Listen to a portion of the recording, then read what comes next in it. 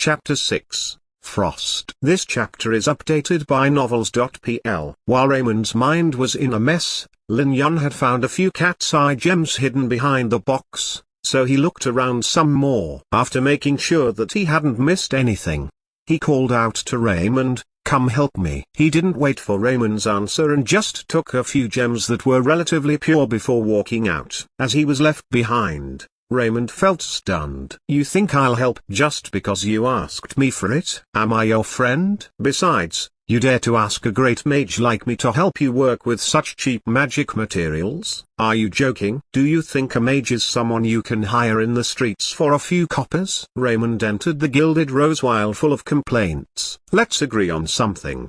Don't look for me for troublesome things. I can't waste mana like this. Don't think that a mage can spend mana so casually. The mana that we mages use isn't something that an apprentice like you can imagine." "Hey, are you listening to me?" After Raymond complained for a while, he realized that he hadn't gotten an answer yet, so he looked over to see what was going on. He was instantly startled. "Fuck. What are you doing? Stop. Quick." When Raymond glanced over, he noticed Lin Yun shaking a test tube that contained a thick, red liquid inside. It was definitely red coral solution. When Raymond saw this, he immediately paled in fright. Red coral solution was known to be very unstable. High temperature or agitation could make it emit fierce magic fluctuations, and those were very frightening.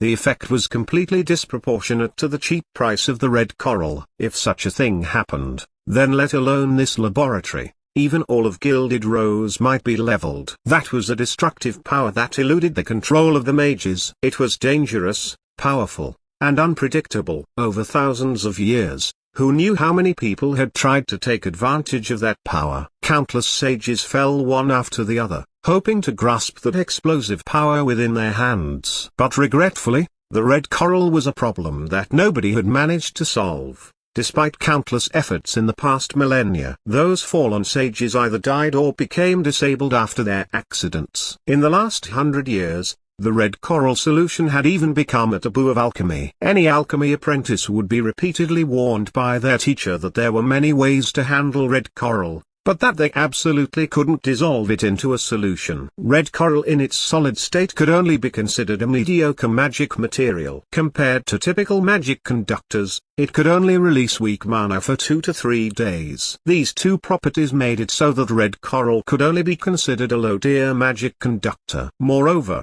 the production of red coral had always been high, and supply often exceeded demand. Thus, the price had always been very low, making it one of the cheapest magic materials in Nocent. But once it was dissolved into a solution. Knowing all this, the blood drained out of Raymond's voice. He was afraid to physically stop the maniac in case it caused him to drop the test tube, which would be disastrous. His voice even shook as he repeated, "Didn't you hear? I told you to stop." "Fuck.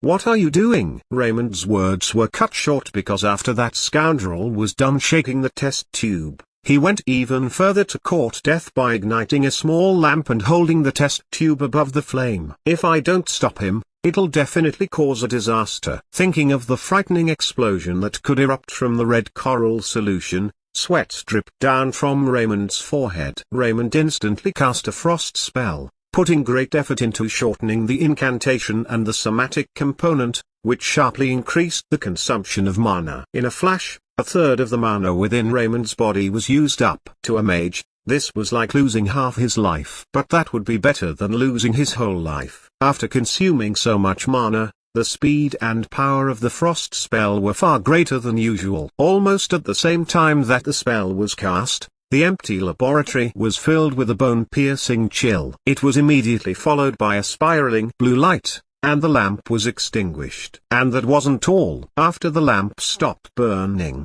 that blue light seemed to spread crazily like grasping vines. It reached out to the test tube of red coral solution and Lin Yun's right hand, freezing it all in place. Fortunately, nothing happened. Raymond was still shaking as he wiped his cold sweat. That scene had been far too frightening. If he had been a few seconds too late, the entire alchemy laboratory might have already exploded. That scoundrel is too reckless. It doesn't matter if you want to play with red coral, but don't involve me.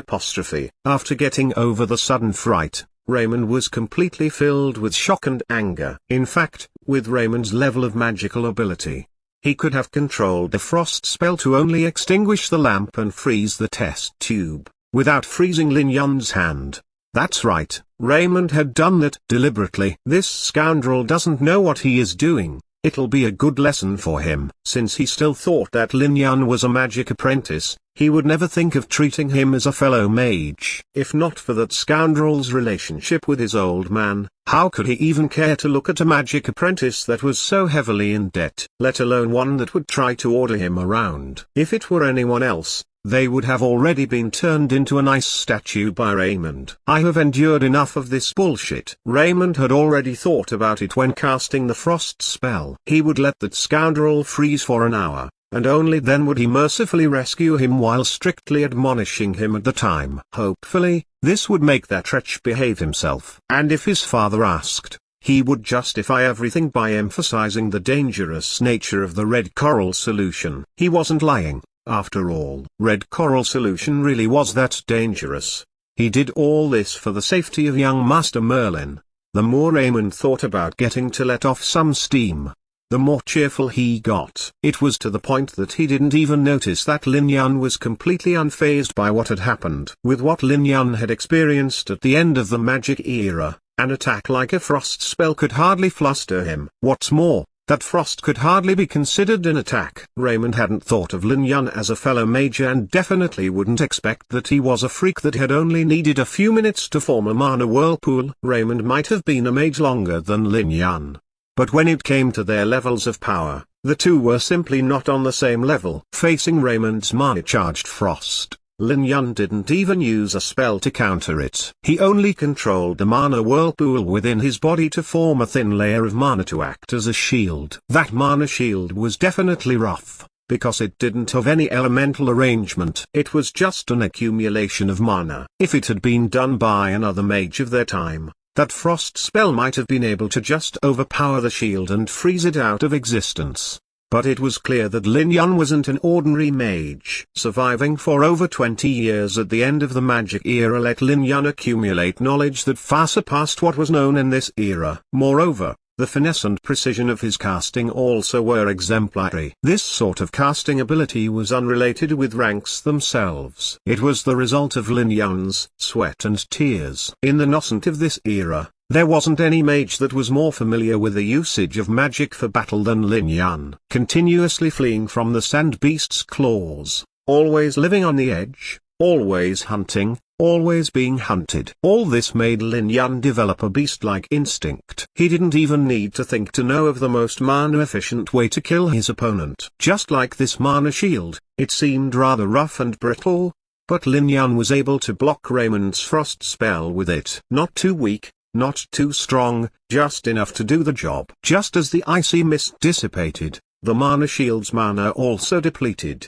The thick layer of ice seemed to have frozen Lin Yun's right hand, but it only froze over the mana shield. When the mana of both sides depleted, the mana shield faded away and Lin Yun only lightly shook his hand for the large sprawl of ice to fall down with a crash. No way. Raymond's eyes widened. He didn't dare to believe what he had just seen. This.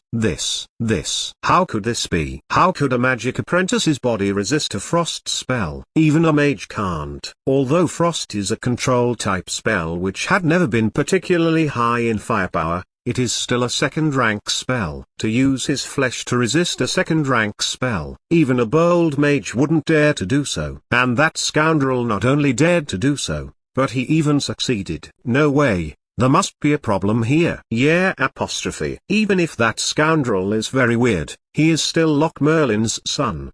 During the Flashing God Chamber of Commerce's peak, just the word wealthy was not enough to describe it. Loch Merlin's dear only son. Even the alchemy workshop is under his name. How could he not have prepared a few alchemy items for him? And not just alchemy items.